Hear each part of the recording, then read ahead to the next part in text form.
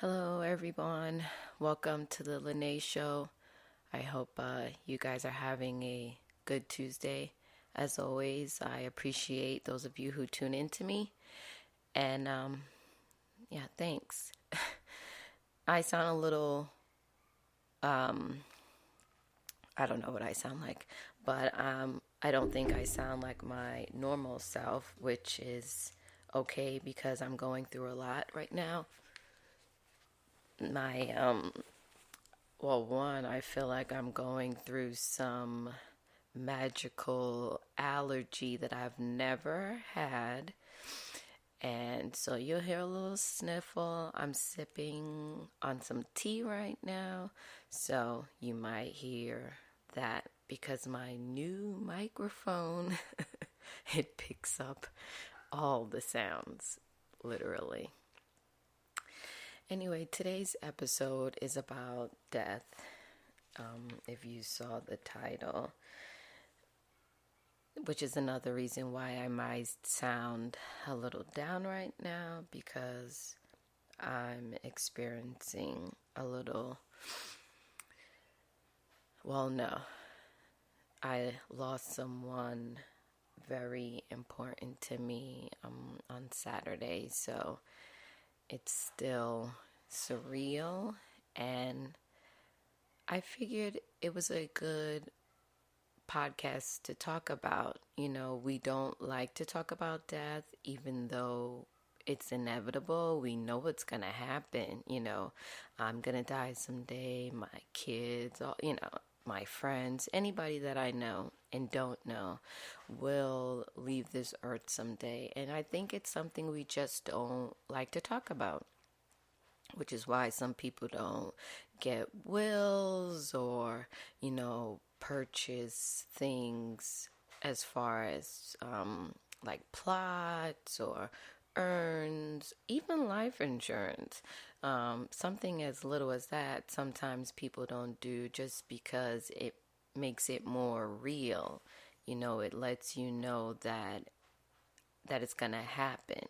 So we don't want that to happen. So we think if we ignore it or if we don't plan for these things, that maybe it won't happen. But that's not true. Does it ever get easier when you lose someone close to you? Someone that you love, you admire, look up to, and just love their company? Like, does that ever get to a point where you're like, okay?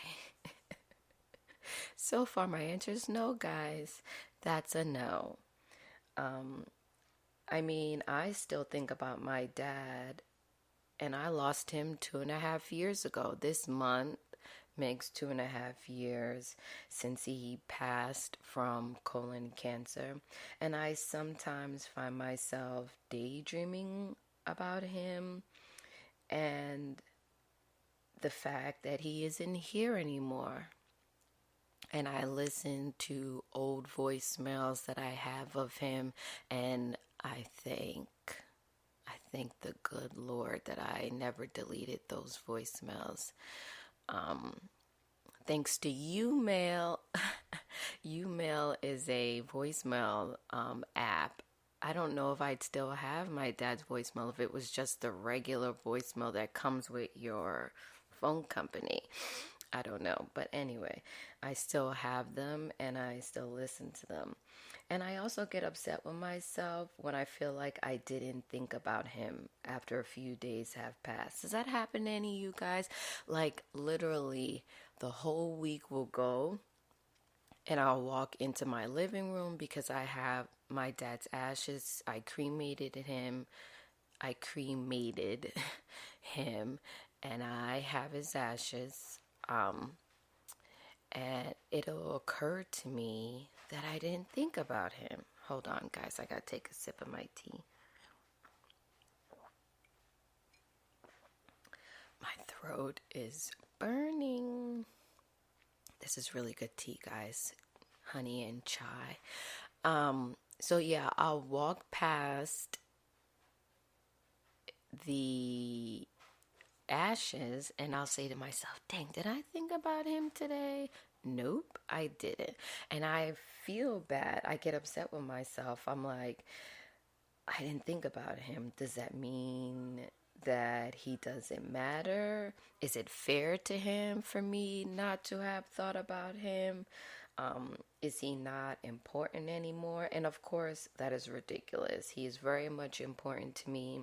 His spirit is what makes me smile because my dad had an amazing spirit. He lived his life his way, regardless of what others thought or felt. And he just wanted to be happy. And that was the best part of him. He wasn't perfect, and who was? And he wasn't the type of dad that you would want as far as, being there and watching you grow and, I don't know, coming to my swim meets, things like that. Unfortunately, he was not able to be a part of because my dad was disabled, and that really is the main reason why he couldn't focus on being a good dad. And then he also made choices. I mean, he was disabled, but he had choices and he made his choices, but he was a good person. He would have given you literally the last penny that he had. You could swindle him into doing whatever. But the bottom line is that he was a good guy and his heart was always in the right place and he always meant well. And because of that, that makes me smile and it makes me proud of him and proud that he was my dad. I'd be lying if I said I wish things between us would have been different, especially towards the end, which I think we all battle with when we lose someone that we're not on the best terms with. I think it hurts when we're in the best terms and when we're not in the best terms, because when you have a great relationship with someone and you are just speaking to them, maybe hanging out or whatever, and then they go, I mean, that's like pow, But then when you're not, it's pretty much the same because you thought you had time and, it's just hard. But I still think about him and it still feels new. 2.5 years may seem long, but in my heart, it feels new. It does. On Saturday night, day before Mother's Day, which, no holiday or Hallmark holiday, I should say. Well, Mother's Day is not a Hallmark holiday. It started as a movement for women, I think in the 40s or something. I forget. Father's Day is a Hallmark holiday, and we know why. But anyway, on Saturday, I lost someone who was very important to me, someone who I know cared about how I felt, cared about me, cared about how they were, how they treated people, and overall cared just about being a good person. Oh, my sister-in-law. Oh, how I loved her soft soul. I mean, she just had a really soft soul. She was a strong woman, but she carried herself so soft and so graceful. She was someone I could call and talk to and receive no judgment. She always encouraged me whenever I had a dream or gave her some new idea that I was interested in or a career change. She always encouraged it, and always wanted me to try. She would just say, go for it. What's going to happen if you fail? You fail and you move on. And I really appreciated that. Sometimes you meet people and you don't realize the impact they will have on your life. But I was aware. I was aware how much I appreciated her kindness, her love, but I didn't know how much it would hurt to lose her. You know, like I knew that I cared for her. I knew that I loved being in her presence, that I loved hearing her wisdom, her kind words, all of that stuff. Hanging out with her, laughing. Listen, I appreciated it all, and I want to say I know I appreciated it. But to lose her the day before Mother's Day seemed ironic because she was an amazing mom, guys.